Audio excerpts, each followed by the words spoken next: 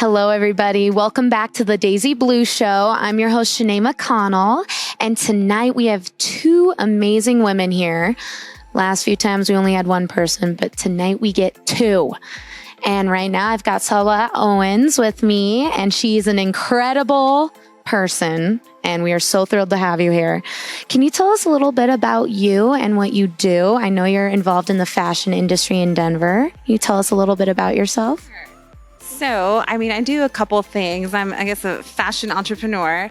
I have a clothing line. I also curate fashion. So in my showroom in Cherry Creek, I carry other lines of clothing to kind of target those lower price points that for women that can't carry those, designer labels. And I produce events, fashion shows, and pretty much everything about my brand is geared towards empowering women. So I also have a fitness class, and all of this has evolved through time. So mind you, I'm giving you like the recap, but it's now the fitness, the blog, and the fashion and the events. Awesome. Well, that's really neat. How did you get started and inspired to do all of this? And when did you start? Like, how many years have you been involved building you and your brand? So I always knew I wanted to be a fashion designer. I went to school for business first because my dad was very adamant about have a real degree. He didn't know that creative arts were like a thing. And so I got the international business down, and then I went to school for fashion design pretty shortly after. And when I went back to school for fashion design, at the time I was married, we started a family. So I started my own business while raising children.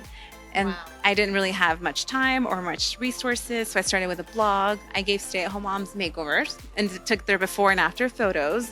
And that kind of helped build that audience. And then I started making simple things like maxi skirts and infinity scarves, and just, saving money from that to take the next step, which was hire a seamstress, save from that, and then went to manufacturing and just kind of step by step did it. Mm-hmm. Wow, that's incredible. So what do you think was the hardest part about starting? I know there's a lot that goes into it, and it's a giant process. Well, so the hardest part, honestly, was being resourceful because I didn't have time. I have 3 kids, and it seems like we just had them back to back and then kept moving for my ex-spouse's job. And so there's a lot of interruptions. But I always say the hardest part is not as much starting. People get these ideas and they're so excited and they start. It's like continuing and being resilient, because learning to fail and thinking, okay, how do I re-strategize and keep going? That's the thing. So for me, it was not having time or money, but then also re-strategizing every time there was a move. Every time I'm like, okay, I want to take the next step. Do I have what I need? No. So what do I need to do? And just continuing to reassess and keep going. Yeah, there's always going to be problems, and there's always going to be hurdles you have to jump over. So that's incredible. Now, a little birdie told me that you have a nickname called the Queen of Fierce. Where did that come from? I'm pretty sure, even though fierce is my word, that was a Super Dave given title, but I am the Queen of Fierce. It's just he's the first to acknowledge it. I'm like, finally, someone gets it. But no, Fierce.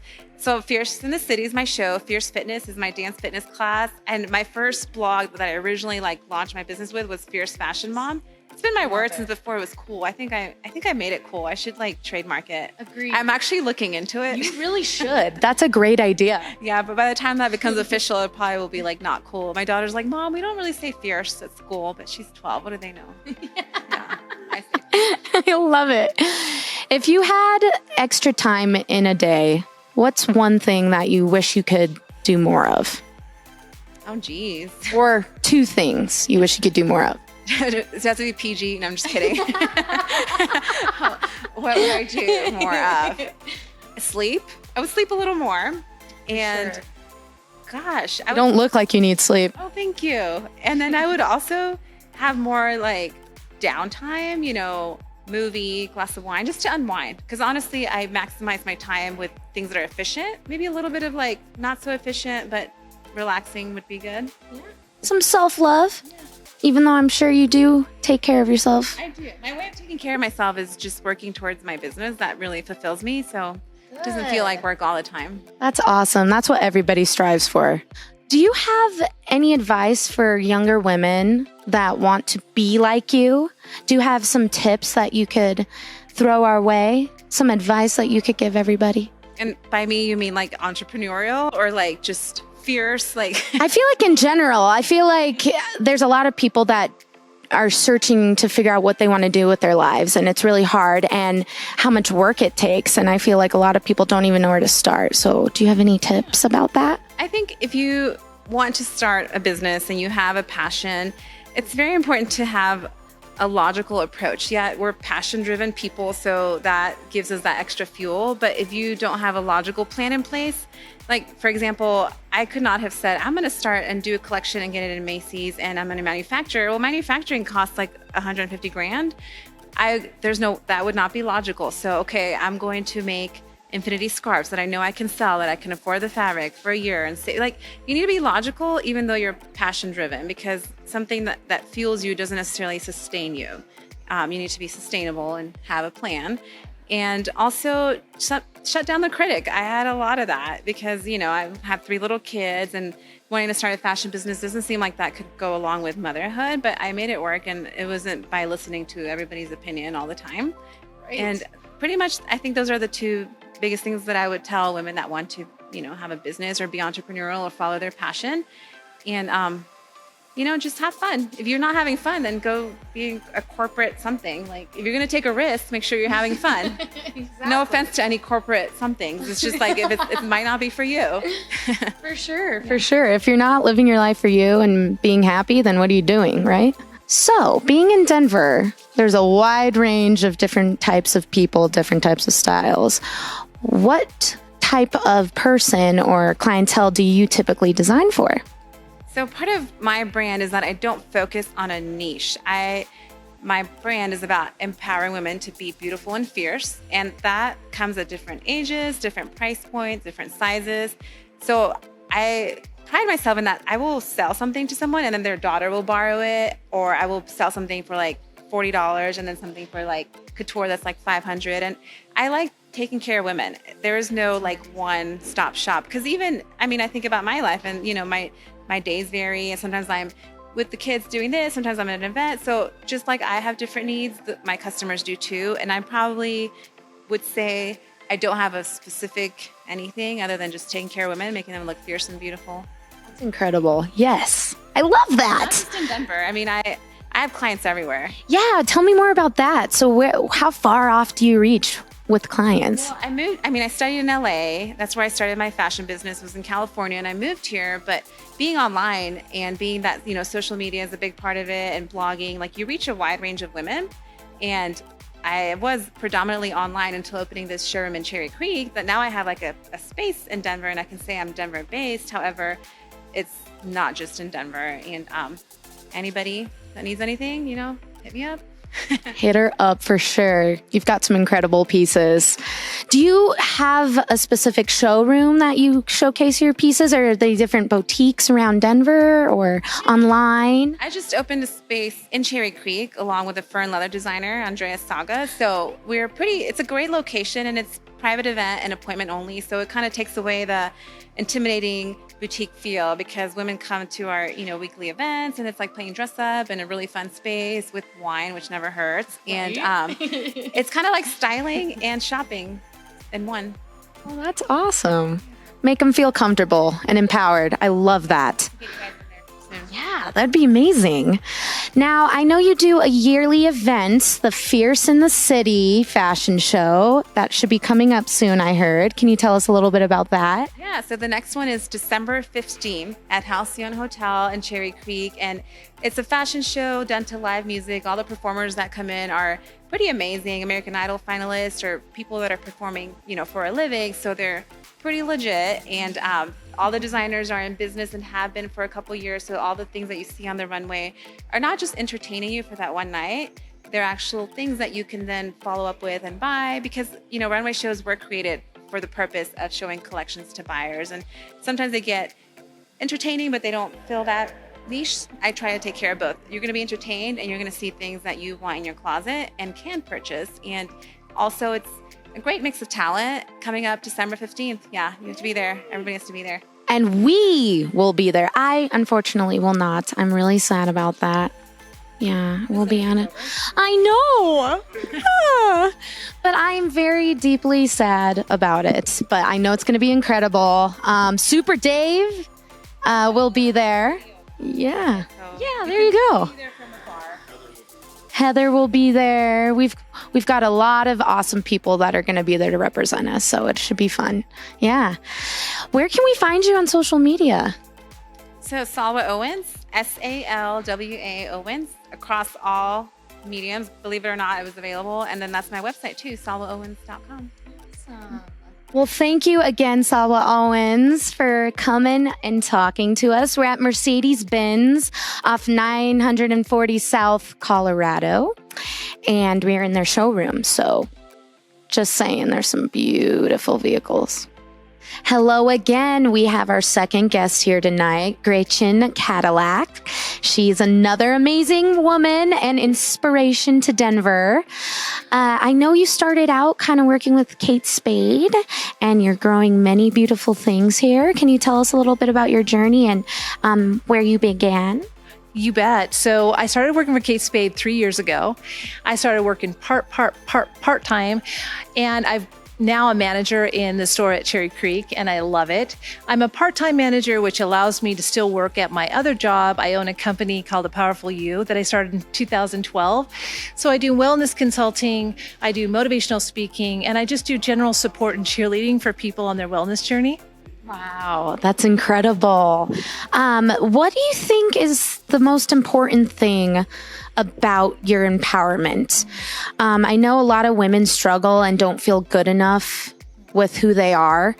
What are some tools that you supply for them, and what's been the most challenging with that?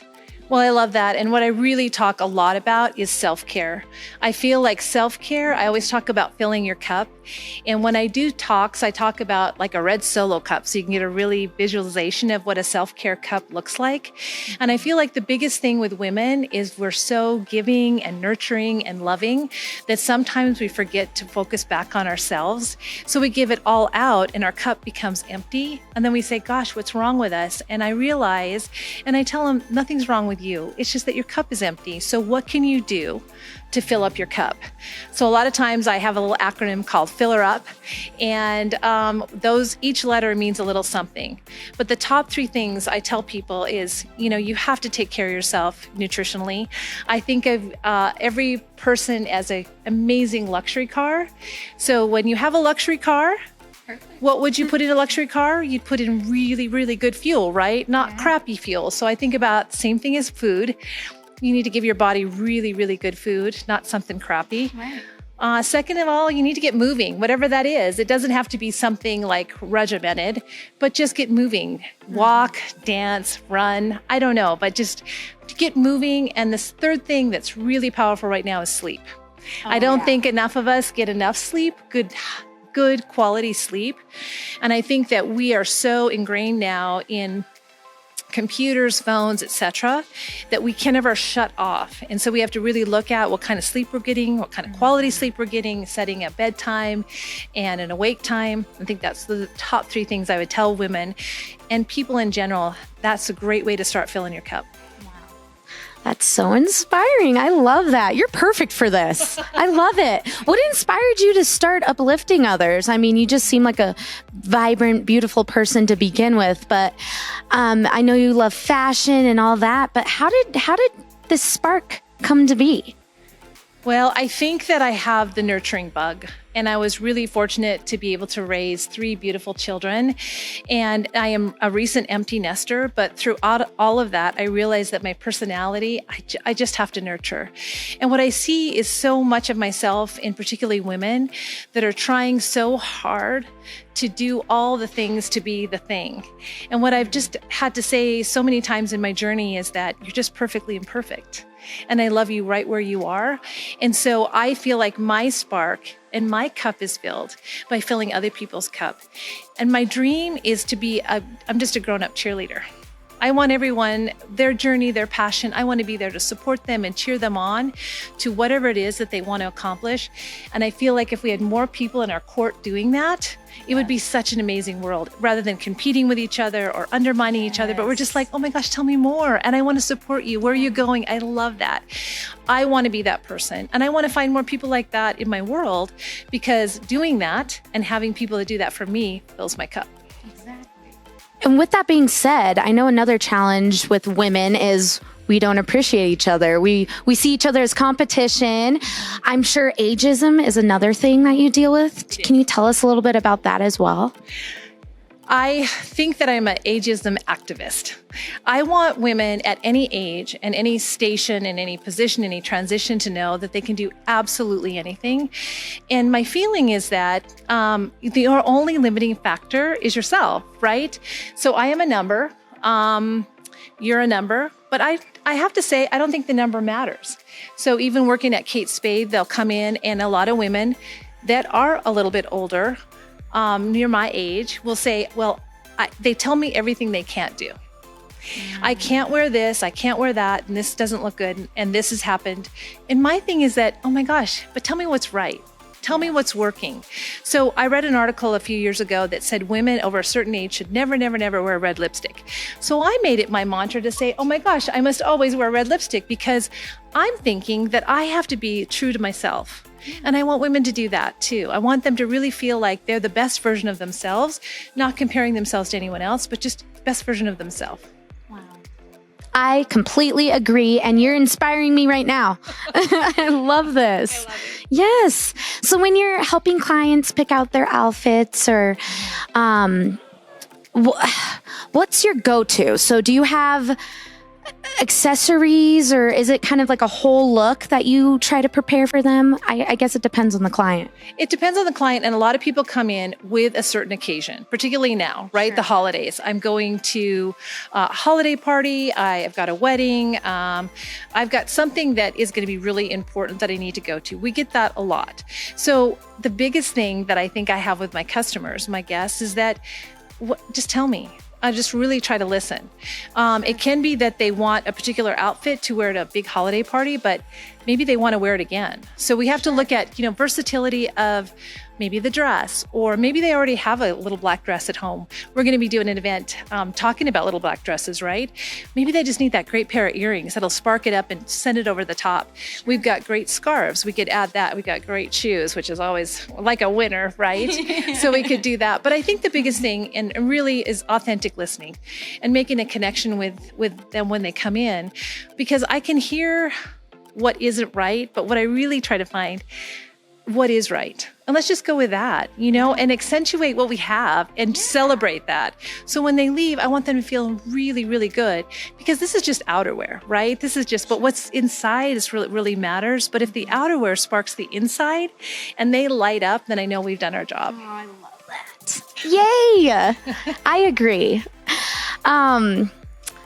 So this is a weird question, but if you had a private jet and you could fly anywhere in the world right now, where would you go? Where would I go? Anywhere in the world. I think my heart always belongs to my family. So right now my boys live in California, so that would hit two of my children. My daughter actually lives here, but I have to tell you that the best times that I have with my family's all together. So being with them just makes, again, it fills my cup. So I would go there. I love that. Are you in touch with anybody that you grew up with? Has there been anybody that's been very influential and helped you along your journey thus far? Because it's hard. It's hard to stay in touch with people. It is hard to stay in touch with people. And I think about that. So here's what's crazy. I met my husband when I was 15. We dated for 11 years, and we have been married for almost 34 as of November 30th. So I would say that I definitely keep in touch with him. And I've known his family for a lot of years as well. And he's the oldest of 9 children. So there are a lot of people in that community, family of the Kadillak family, for sure. But I think that I have to really tell you that I have been so fortunate that my husband has been my cheerleader, and he always believes in my dreams, and he always tells me not to shoot too low, but to always keep pushing me forward and higher, and you can do that. So I'd have to say it would have to be my husband. That's incredible. That's an important relationship to have too. Yeah, a lot of people want and need that, so that's incredible. Well, and it's really an interesting journey after you don't have your children, because it's, your life is so all about your children for so many years. And now it's just us, two people having dinner. And it really is a journey, finding and connecting with someone again on a completely different level. So yeah. Definitely. Well, thank you for sharing all of that with us. Where can we find you on social media? I am at powerfulyou.com. I'm also on Instagram and on Facebook. You can find me in all those places. Perfect. Well, thank you so much again. And like I said before, we are at Mercedes-Benz Denver showroom. So if you want to come check out some amazing vehicles, maybe drive away with your dream car down the streets, I'm just saying, come check them out. Thank you so much again, folks, for joining us for the Daisy Blue Show. We also want to make out a shout out to Tony and Guy, a full line salon in Park Meadows, and Freshwater CBD Company. Thank you again. Live your best life like Daisy Blue. We'll see you next time.